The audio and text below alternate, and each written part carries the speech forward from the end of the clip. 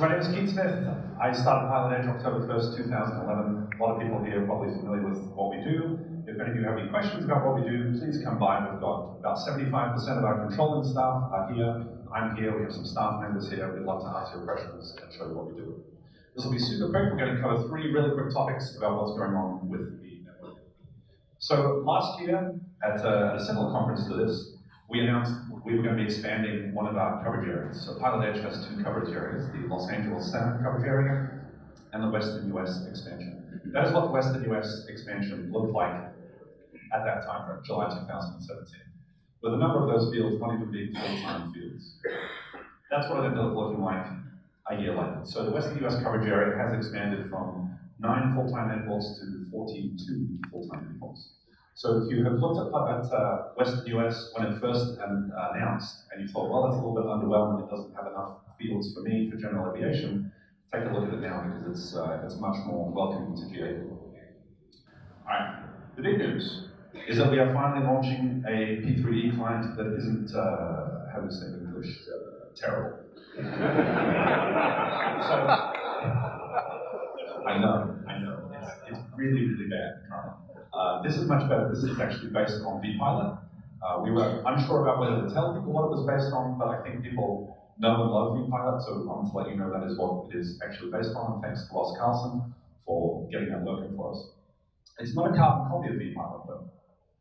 So we do have the dynamic bottlenecking and ground clamping that you're used to from vPilot. I don't think I need to cover those things here, but if you're not sure what they're about, come and ask us.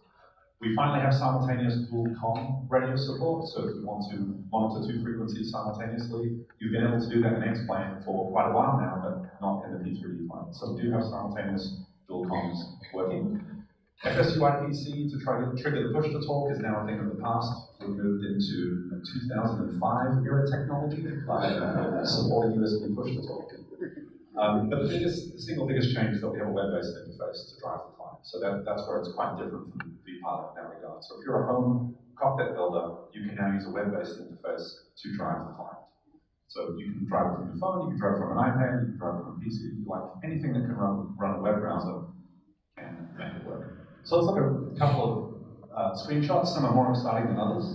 This one I would categorize as being not exciting. This is the very, very lightweight interface that you would go to one time to enter your credentials. Next thing you would do is configure your sound devices, so input and output audio devices and volume. This is where you configure the push-to-talk, and honest to God, you really can map it to a button instead of a key press, and you can see we've mapped it to button number 1 on my glorious Thrustmaster T16000 joystick.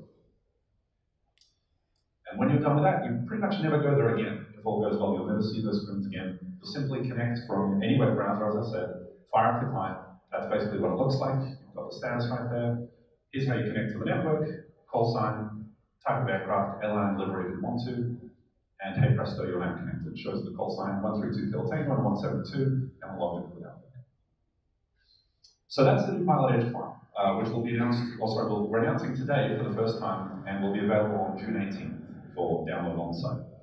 The next thing I wanted to cover with the time we have left is the single biggest question we get from every I-11 graduate who passed their I-11, which is, what should I do now?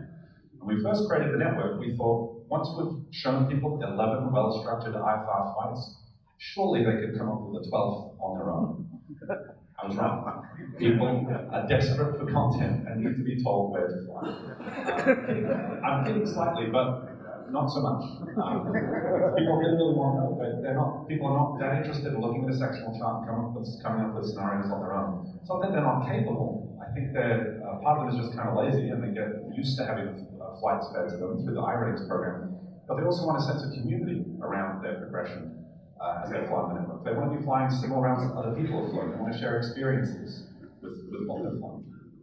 So we decided we should come up with something. And we did. So we're announcing, I should say, Sky High Charters, which is a virtual airline of sorts that is based on a Part 135 charter operation.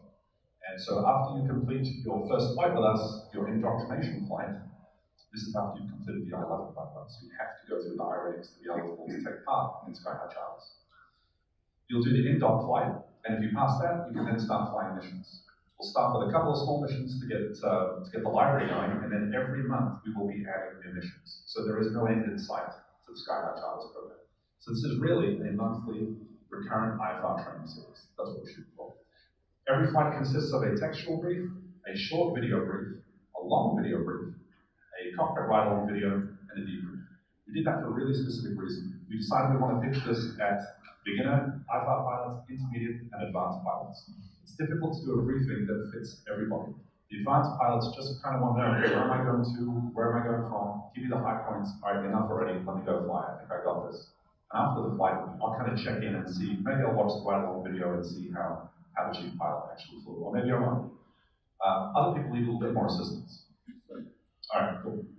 So that's why we have the different types of videos.